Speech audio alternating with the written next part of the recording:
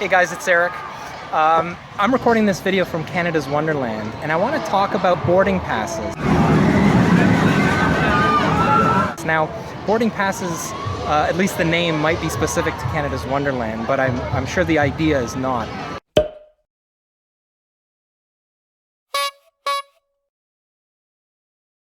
And I would imagine that most theme parks would have something like this. Now, what a boarding pass is it allows people with a disability to essentially not have to wait in line. So in my specific case here at Canada's Wonderland, you basically go to the ride that you want, you enter in through the exit, and they give you a time, essentially that would be the average waiting time for that ride. So in some cases, some of the rides, you know, were about an hour, 2 hours long, the waiting time, so they would give you a time about 2 hours in advance. And what happens is once you reach that time, you go back to the ride and they essentially let you on the next cycle for that specific ride. Now, for an ostomate, I think it's really important that you take advantage of this kind of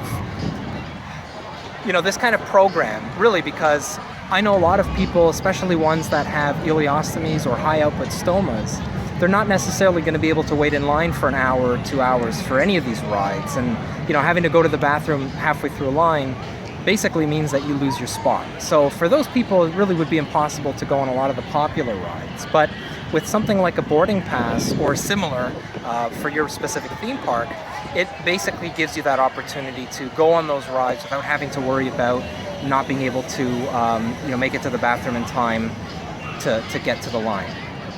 Now, I used the boarding pass today 3 times, and essentially, the time frame that I was using the boarding pass was anywhere between 2 hours, or I should say anywhere between about a half an hour and 2 hours. So when they give you the time, basically you're free to do what you need to do. So you can go and eat, you can use the bathroom, you can go on another ride if you have time for that. But it really makes the trip a lot less stressful. And being here with an ostomy, for some, could be stressful enough.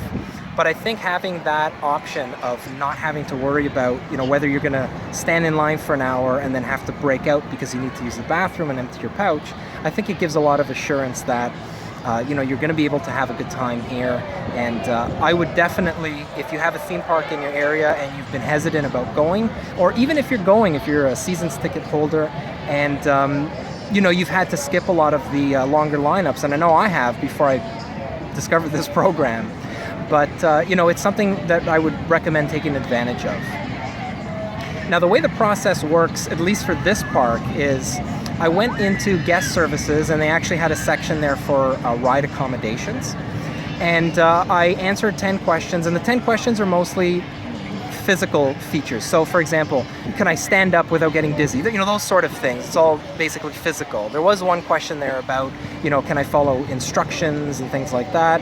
And obviously the answer is going to be yes. So they asked 10 questions, and I was yes for all of them. And then they basically had to call in, I think it was a manager or something, just to confirm whether or not my specific need would fall under their boarding pass guidelines or policy, and it does.